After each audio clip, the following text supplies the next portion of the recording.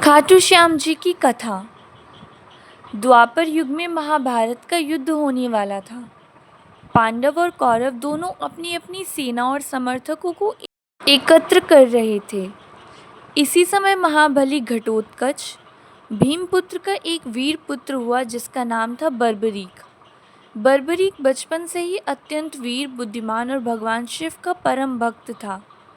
उसने भगवान शिव की घोर तपस्या की और उनसे 3 अविनाशी बाण तीर प्राप्त किए जिनसे वह तीनों लोगों को नष्ट कर सकता था।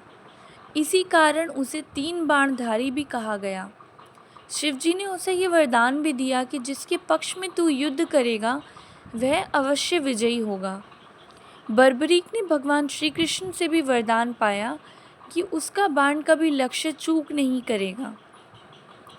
जब महाभारत का युद्ध आरंभ होने वाला था तब बर्बरीक अपनी माता मौरवी से अनुमति लेकर युद्ध भूमि की ओर चला। उसकी माता ने पूछा, पुत्र, तू किसके पक्ष में युद्ध करेगा? बर्बरीक ने उत्तर दिया, माँ, मैं उसी का साथ दूंगा जो कमज़ोर होगा। उसकी माता ने कहा कि ये प्रतिज्ञा बहुत कठिन है क्योंकि युद्ध के दौरान स्थिति बार बार बदलती रहती है। तब बर्बरीक युद्ध भूमि से निकट पहुंचा। तब भगवान श्री कृष्ण एक ब्राह्मण के वेश में उसके पास आए। उन्होंने बर्बरीक से उसकी शक्ति और मंशा पूछी। बर्बरीक ने गर्व से कहा, मेरे 3 बाण पूरे कुरुक्षेत्र को समाप्त करने के लिए पर्याप्त हैं। कृष्ण मुस्कुराए और बोले, यदि ऐसा है तो क्या तुम यह सिद्ध कर सकते हो? बर्बरीक ने सहमति दी। श्री कृष्ण ने कहा, ये पेड़ के सारे पत्ते अपने एक बाण से छेद कर दिखाओ। बर्बरीक ने ध्यान लगाया और एक बाण चलाया। यह बाण बिजली की गति से निकला, सारे पत्तों को छेदता हुआ गया। कृष्ण ने एक पत्ता अपने पैर के नीचे छुपा लिया। तब बाण जमीन पर पहुंचा और श्री कृष्ण के पैर के पास घूमने लगा। श्री कृष्ण ने देखा कि बाण उनके पैर के नीचे के पत्ते को भी छेदने की कोशिश कर रहा है। अब भगवान श्री कृष्ण को ज्ञात हुआ कि यह वीर असाधारण शक्ति वाला है।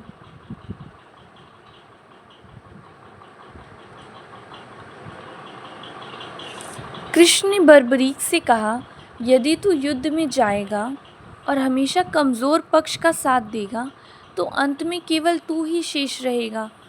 इस कारण युद्ध का परिणाम असंतुलित हो जाएगा। श्री कृष्ण ने उसे धर्म की रक्षा के लिए बलिदान देने को कहा। बर्बरीक ने तुरंत सहमति दी, लेकिन एक इच्छा व्यक्त की। मैं अपना सिर भगवान श्री कृष्ण को अर्पित करना चाहता हूँ और युद्ध के दौरान सब कुछ अपनी आंखों से देखना चाहता हूँ।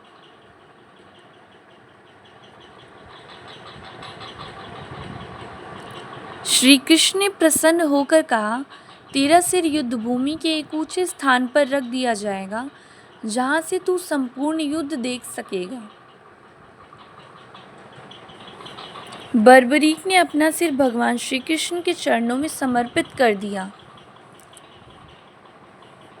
श्री कृष्ण ने बर्बरीक को वरदान दिया कि कलयुग में तू श्याम नाम से पूजा जाएगा और मेरी ही तरह तेरे भक्ति करने वाले सबका कल्याण होगा।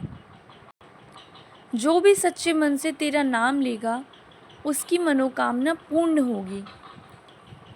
महाभारत के युद्ध के बाद पांडवों ने बर्बरीक के सर को युद्ध भूमि में दफना दिया।